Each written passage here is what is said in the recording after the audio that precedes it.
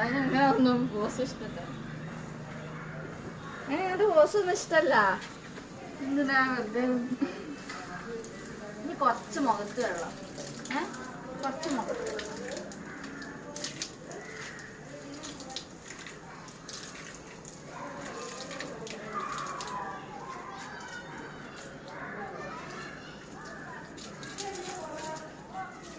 പാപ്പു മിണ്ടൂലട്ടോ. അവനങ്ങനെ ഫോട്ടോ ഇടണ്ടാ.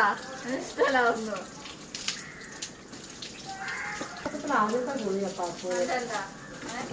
ഞാൻ മാലടോ ഇപ്പൊ തന്നെ വീണ. അതിന് മനസ്സിലായി.